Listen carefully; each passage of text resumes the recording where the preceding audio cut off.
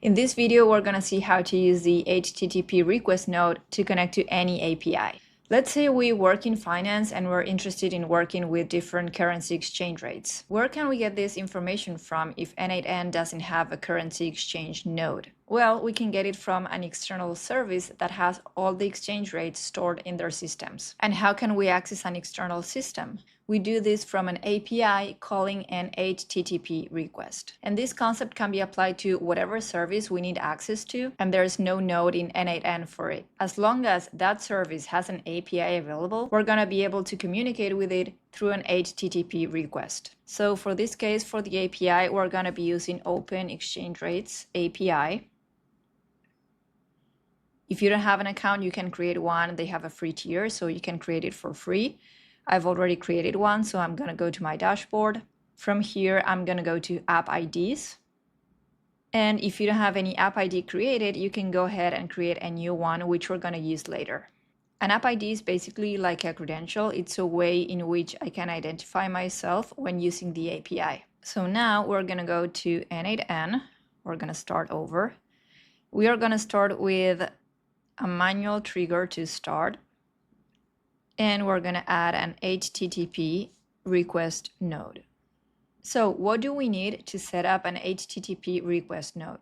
The bare minimum that we'll need is at least these two, the method and the URL. The method is what kind of operation you want to do. You have different kind of operations, but most of the times you're probably going to be using get and post. Get is for whenever you want to, get information, you want to fetch information from the API, and post is for whenever you want to send, you want to store or save information in that API.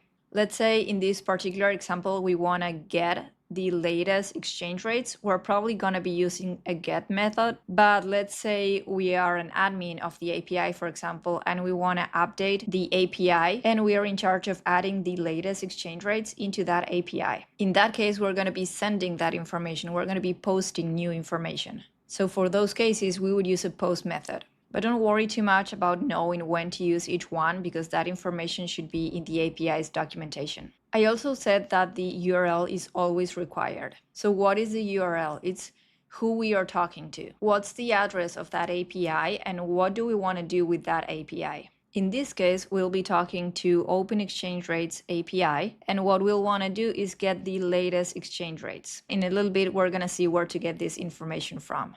So these are the two mandatory fields any HTTP request needs, but depending the case, we could also specify the authentication type. We could also specify if we need to send any query parameters, any headers, any body parameters, or any other properties like batching, ignoring SSL issues, lowercase headers, redirects, response, pagination, proxy, timeout, etc. And how do we know how to complete all this information? How do we know which parameters we're supposed to send, the authentication type, the method, and the URL? For this, we need to go to the API's official documentation, which in general, all API documentations look like this. They have a list of all the endpoints available and a brief explanation for each one. For example, we're going to go to latest because we want to get the latest exchange rates. And here we can see a brief description of what it does, that by using this endpoint, you're going to get the latest exchange rates available. We can also see that it specifies the method. In this case, it's going to be a get method. It also shows the URL that we need to use to call this endpoint. As we said before, these are the two fields that are mandatory. So we now know it's a get method and we're going to copy the URL. We're going to go back to n8n. We're going to paste the URL here. I already had it. And for the method, we said it was a get, so we're going to leave it as is. And what else do we need? Do we need any authentication, any parameters? So we are going to go back to the documentation. We're going to scroll down and look for any authentication information. It doesn't seem to need any, but it does need the app ID as a query parameter, and this is required. So basically the way they authenticate is by sending the app ID. So we need to add a query parameter, so we're going to go back to n8n.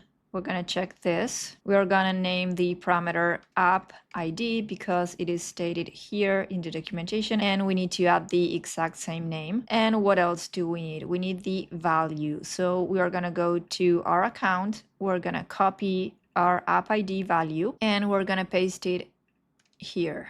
We're going to go back to the docs in case we are missing something. It does say that it has a header, so the value is going to be application JSON and the name is going to be accept. So we're going to go back to n8n, check headers.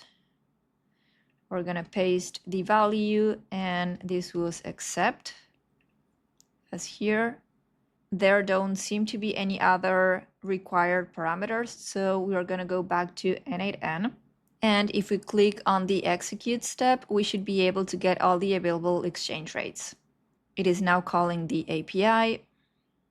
And here they are. It worked perfectly, and it retrieved all the available exchange rates. And this is how to call an API through an HTTP request and communicate with any external service that doesn't have an n8n node. But as long as this service has an API available, you're going to be able to connect it to your workflow through the HTTP request.